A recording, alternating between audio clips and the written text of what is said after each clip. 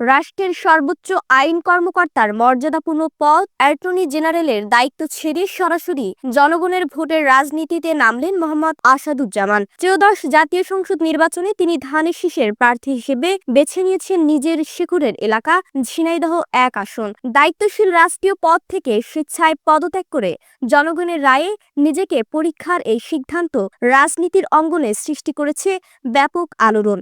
২০২৪ সালের ৮ই আগস্টের গণঅভ্যুত্থানের পর রাষ্ট্রের ১৭তম অ্যাটর্নি জেনারেল হিসেবে দায়িত্ব পান আসাদুজ্জামান। কিন্তু জনগণের প্রতিনিধিত্বের আকাঙ্ক্ষাকে অগ্রাধিকার দিয়ে তিনি রাষ্ট্রপতির কাছে পদত্যাগপত্র জমা দেন, যা রাজনৈতিক সদিচ্ছা ও নৈতিকতার এক শক্ত বার্তা হিসেবে দেখছেন বিশ্লেষকরা।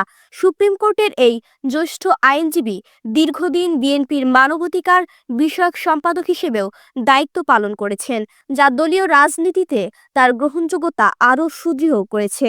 আসাদুজ্জামানের আগমনে শুধু নয়, ঝিনাইদহ জেলা জুড়ে এখন নির্বাচনী উত্তাপ তুঙ্গে। জেলার ৪টি আসনের মধ্যে ৩টিতেই একই দিনে বিএনপির প্রার্থীরা মনোনয়নপত্র জমা দিয়েছেন। ঝিনাইদহ ২ আসনে এম.এ. মজিদ এবং ঝিনাইদহ ৩ আসনে মেহেদী হাসান রনি উৎসবমুখর পরিবেশে নির্বাচনী লড়াইয়ের নামার আনুষ্ঠানিকতা সম্পূর্ণ করেছেন। বিশ্লেষকদের মতে আইন অঙ্গনের শীর্ষ পদ ছেড়ে মোহাম্মদ আসাদুজ্জামানের এই সাহসী ও হাই প্রোফাইল আগমন ঝিনাইদহের রাজনীতিতে বিএনপির অবস্থানকে আরও শক্ত ভিত্তির ওপর দাঁড় করিয়েছে। আদালতের প্রাজ্ঞতা থেকে সরাসরি জনতার রাজনীতিতে এই ভুল বদল শৈলকুপার ভোটের সমীকরণে কতটা প্রভাব ফেলবে, সেদিকেই এখন সবার দৃষ্টি।